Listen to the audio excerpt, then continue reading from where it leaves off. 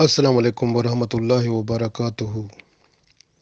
مہمان اللہ تعالیٰ کی طرف سے ایک تحفہ ہوتا ہے، رحمت ہوتا ہے اور برکت کا باعث ہوتا ہے۔ مہمان آتا ہے تو اپنے ساتھ برکتیں اور رحمتیں ساتھ لاتا ہے۔ گویا جب کسی گھر میں مہمان آتا ہے تو اس کے ساتھ رحمت کے فرشتے بھی ساتھ آتے ہیں اور اس گھر کے اندر برکت ہو جاتی ہے اور رزق جو ہے وہ بڑھ جاتا ہے۔ اور دوسری بات یہ بھی ہے کہ جب مہمان جاتا ہے تو اپنے ساتھ اس گھر کی جتنی بلائیں ہیں، مصیبتیں ہیں، تکلیفیں ہیں، وہ سب ساتھ لے جاتا ہے۔ تو گھر جو ہے مہمان کے آنے سے اور جانے سے دونوں طرح سے ہی وہ اللہ کی رحمت اور حفاظت میں آ جاتا ہے۔ گویا گھر میں رحمت بھی آ جاتی ہے، رزق بھی بڑھ جاتا ہے اور اللہ کی طرف سے کرم بھی ہو جاتا ہے، اور ساتھ جب مہمان جاتا ہے تو گھر سے بلائیں اور تکلیفیں اور مصیبتیں ساتھ رخصت بھی ہو جاتی ہیں۔ تو گویا گھر جو ہے شر فساد فتنے سے بھی آزاد ہو جاتا ہے، رحمت اور برکتوں کا منبع بھی بن جاتا ہے۔ کتنی بڑی خوشی کی بات ہے۔ اور مزے کی بات یہ بھی ہے کہ جو بندہ مہمان جب آتا ہے، جو مہمان کے ساتھ آپ کھانا کھاتے ہیں، یعنی وہ کھانا جو گھر میں پکتا ہے اور اس میں مہمان نے بھی کھانا ہے، وہ سارا کھانا جو ہے وہ گھر والوں کے لیے باعث برکت ہو جاتا ہے، رحمت ہو جاتا ہے۔ کیونکہ رحمت کا مطلب یہ ہے کہ قیامت کے دن اس کھانے کا حساب کتاب نہیں ہوگا، ورنہ ہم جو کھانا کھاتے ہیں اس کا اللہ پوچھ سکتا ہے قیامت کے دن کہ آپ کا پیٹ اگر ایک روٹی سے بھر گیا تھا تو آپ نے دوسری کیوں کھائی تھی؟ ایسا پوچھا جا سکتا ہے، کیونکہ یہ جو ہے نا، یہ اس کے بارے میں حساب کتاب ہے کہ آپ نے جتنا ضرورت تھی اس سے زیادہ کیوں کھایا۔ لیکن جب مہمان آتا ہے تو وہ پورا کھانا جو گھر میں پکتا ہے وہ سارے کا سارا برکت والا ہو جاتا ہے، اور اس کھانے کا قیامت والے دن حساب کتاب بھی نہیں ہوگا، کیونکہ وہ اللہ کی طرف سے رحمت بن جاتا ہے اور برکتوں کا منبع ہو جاتا ہے، خزانہ ہی خزانہ بن جاتا ہے۔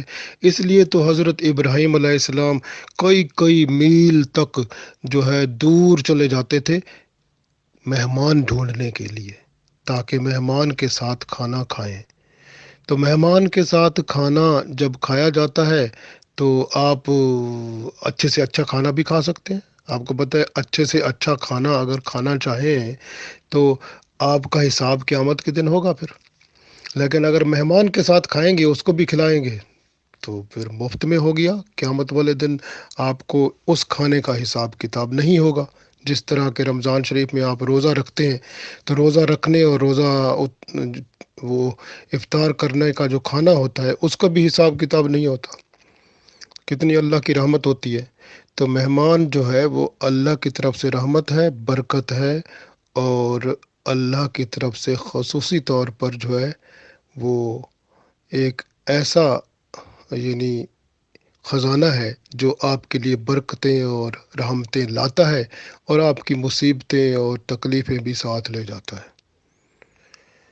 ایک عورت رسول پاک صلی اللہ علیہ وسلم کے پاس آئی نا، تو اس نے پریشان تھی کہ میرا خاوند جو ہے وہ ایسا ہے کہ اس کے پاس تو مہمان ہی بہت آتے ہیں، تو وہ چاہتی تھی کہ میرے خاوند کو تلقین کریں کہ آپ صلی اللہ علیہ وسلم کے مہمان جو ہیں وہ ذرا تھوڑے ہو جائیں اور اس طرح کچھ سلسلہ ہو جائے۔ تو آپ صلی اللہ علیہ وسلم نے چہرہ مبارک پھیر لیا، تو وہ اس وجہ سے پھر فرمایا ایک دفعہ کہ اب میں آپ کا مہمان بننے والا ہوں۔ تو تو ایک دفعہ آپ صلی اللہ علیہ وسلم ان کے گھر میں مہمان بنے، تو جب آپ صلی اللہ علیہ وسلم گئے تو فرمایا دیکھو اب تو برکتیں اور رحمتیں آ گئیں، اور جب جا رہے تھے تو فرمایا دیکھو اب تو ساری مصیبتیں تکلیفیں اور سب نظر آ رہی تھیں ان کو کہ اب یہ ہمارے گھر سے تکلیفیں مصیبتیں مختلف شکلوں میں دور جا رہی ہیں اور باہر جا رہی ہیں۔ تو یہ مہمان جو ہوتا ہے وہ اللہ کی طرف سے برکت اور رحمت کا باعث ہوتا ہے۔ حضرت ابو ہریرہ رضی اللہ تعالیٰ عنہ فرماتے ہیں کہ رسول پاک صلی اللہ علیہ وآلہ وسلم نے فرمایا ہے کہ سنت ہے کہ آدمی اپنے مہمان کا استقبال دروازے سے باہر نکل کر کرے، یعنی اگر مہمان آتا ہے تو اس کا استقبال دروازے سے باہر نکل کر کیا جائے، یا رخصت کرتے وقت گھر کے دروازے تک مہمان کو پہنچایا جائے۔ ابن ماجہ میں یہ حدیث موجود ہے۔ حضرت عبداللہ بن عباس رضی اللہ تعالیٰ عنہ فرماتے ہیں کہ رسول پاک صلی اللہ علیہ وآلہ وسلم نے فرمایا، بھلائی اور روزی اور برکت اس گھر کی طرف بڑی تیزی سے بڑھتی ہے جس گھر میں مہمان کھانا کھاتا ہے۔ جس طرح اونٹ کا گوشت کاٹنے میں چھری تیزی سے کوہان کی طرف جاتی ہے، گویا اس گھر میں جو ہے اللہ تعالیٰ کی برکت اور رحمت اسی طرح آگے بڑھتی ہے جس میں کھانا کھایا جاتا ہے، یعنی مہمان جب کھانا کھائے گا تو پھر خیر و برکت اتنی تیزی سے آئے گی۔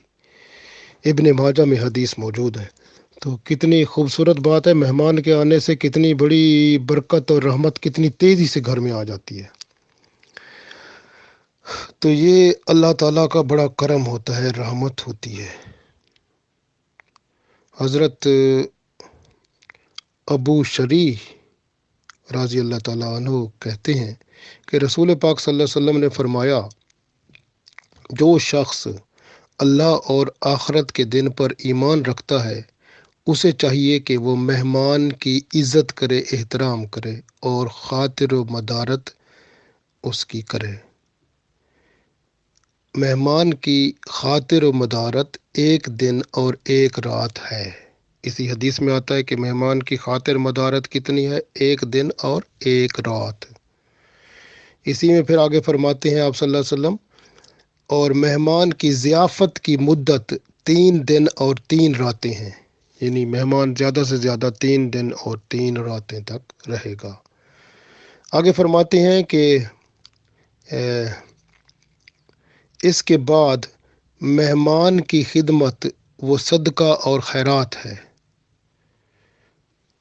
اور مہمان کو چاہیے کہ میزبان کے یہاں زیادہ عرصہ تک نہ ٹھہرے کہ میزبان تنگ آ جائے۔ یہ بخاری شریف میں بھی حدیث موجود ہے اور یہ مسلم میں بھی موجود ہے۔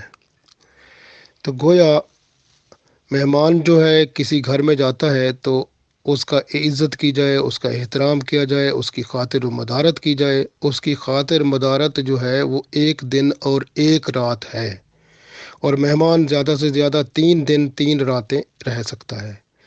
اس کے بعد اگر مہمان رہتا ہے تو اس پہ اگر میزبان اس کو رہنے کی اجازت دیتا ہے تو اس کو کھلائے گا تو وہ صدقہ اور خیرات ہوگا۔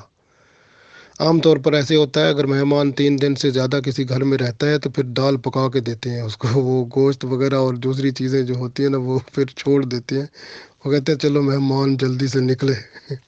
استغفر اللہ۔ تو ایسے ہوتا ہے، لیکن یہ بات مناسب نہیں ہوتی، کیا پتہ مہمان کی صورتحال پیچھے کیسی ہوتی ہے۔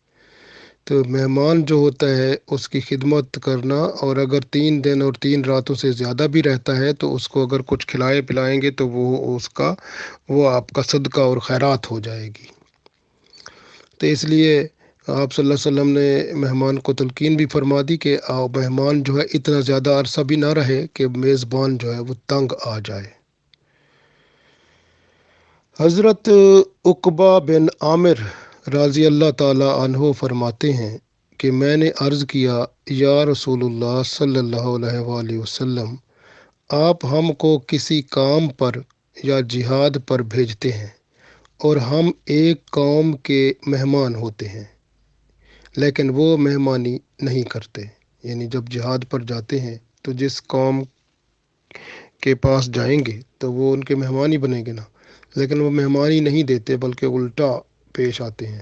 تو فرمایا کہ تو کیا حکم دیتے ہیں آپ صلی اللہ علیہ وسلم؟ تو آپ صلی اللہ علیہ وسلم نے فرمایا، جب تم کسی قوم کے مہمان ہو اور وہ تمہارے لیے مہمانی کے مناسب سامان کا انتظام کر دیں تو قبول کر لو، اور اگر وہ ایسا نہ کریں تو پھر ان سے مہمانی کا حق آپ لے لو، یعنی اتنا جتنا کہ مہمانوں کے لیے مناسب ہو، بخاری اور مسلم میں یہ حدیث موجود ہے۔ تو گویا جہاد میں جیسے مسلمان جاتے تھے اور وہاں جیسے جاتے تھے تو آخر جس جگہ پڑاؤ پڑتا تھا تو وہ کہیں مہمان بنتے تھے، تو اس وقت وہاں کے لوگ اگر وہ خدمت نہیں کرتے تھے تو فرمایا کہ وہاں سے اتنا آپ لے سکتے ہو جس سے اپنا گزر اوقات چلا سکو، تو اس کا اس طرح سے اجازت ہے۔ یہ بخاری اور مسلم میں یہ موجود ہے، دونوں میں حدیث موجود ہے۔ تو مہمان جو ہے اس کی خدمت کرنی چاہیے، اور خدمت کرنا جو ہے وہ ثواب کا کام بھی ہے، برکت کا کام بھی ہے، رحمت کا بھی ہے۔ تو اور مہمان آتا ہے تو برکتیں لاتا ہے، اور اگر جاتا ہے تو مصیبتیں اور بلائیں ساتھ لے جاتا ہے۔ اس لیے ہمیں جتنا بہتر ہو، بہتر سے بہتر مہمان کی خدمت کرنی چاہیے۔